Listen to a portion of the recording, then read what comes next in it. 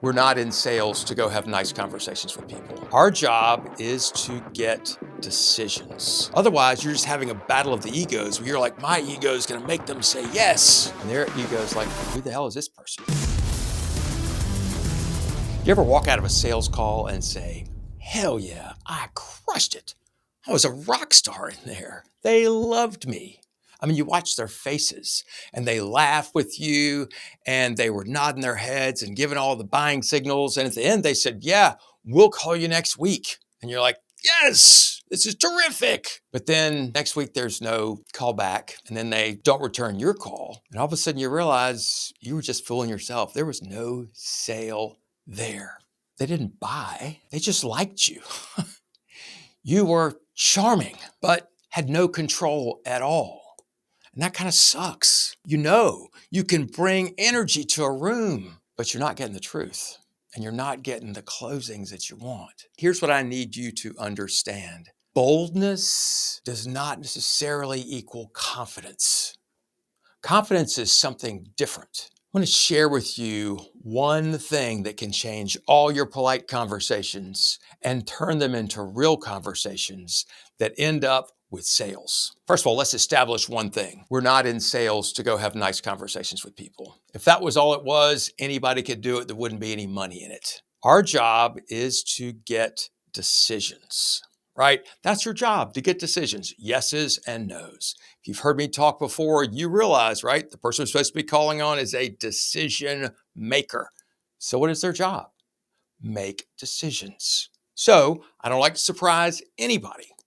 The way that you can make more sales, have better conversations, not just nice conversations, is to establish at the beginning of your meeting what the meeting is about, and then you negotiate how it's going to go at the beginning, so there's zero surprises. See, to me, showing confidence is showing that no is okay, that you are perfectly fine if they tell you no. Otherwise, you're just having a battle of the egos where you're like, my ego is going to make them say yes. And their ego is like, who the hell is this person? If we want them to be real, we have to be real ourselves. So let's take it from the top. When you go into the meeting, the first thing you need to do is ask them how much time they have to spend. If you were thinking an hour and they're only thinking 30 minutes, when do you want to know that, right? Hey, how much time did you plan on spending today? And then what were you hoping we could talk about today? If they've got something on their mind, don't you want to know what that is, right? Find out what they want to talk about. And then next, you can say, here are the kind of things I want to learn from you as well. I want to learn about kind of where you are today versus where you'd like to be. Like to find out about your budget, like to find out about kind of how you make decisions around here. You okay if we talk about those things? So I'm getting permission to ask questions about things that can help me figure out if we're going to be the right fit or not. Right? That's what I'm doing, getting permission. I want to find out what they want to know. And I'm going to ask permission to learn what I want to know.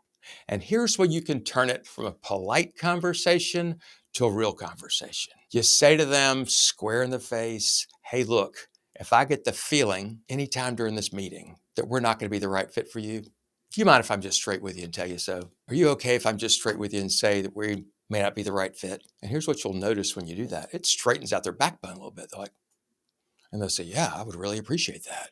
I would really appreciate that. And then you give them permission back. Hey, look, and if you don't think what I have is the right thing, you're not impressed or whatever, this is not the right thing for you, do you mind just shooting me straight and telling me no as well? No is my second favorite word. I hear it all the time, right? I like to tell people that because it's true. And then you can say to them, here's the harder part. Typically, at the end of a meeting like this, we're deciding whether or not we do X.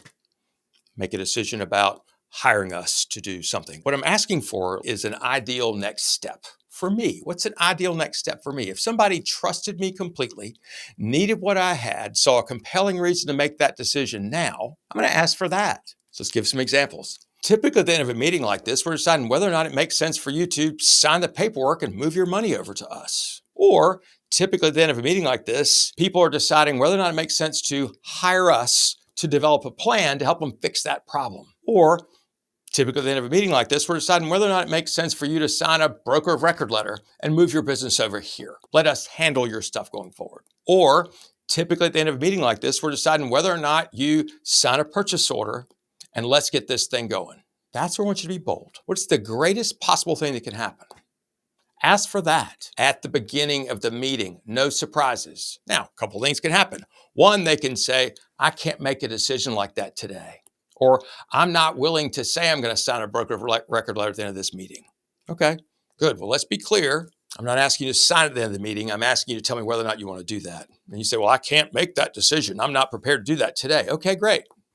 What else can we decide? And then I have in my mind, I know because I went through this in my pre-call plan, I have a backup. The next best thing is you give me all your policies and we go home and do an analysis and figure out what recommendations we might make. Are you okay with that? So let's pretend they agree. Sure. And you say, all right, let's do this. Anything less than you're thinking, handing me all your policies, all your information, give me access to your CFO, makes sense. You're not completely comfortable with that. Let's call it a no.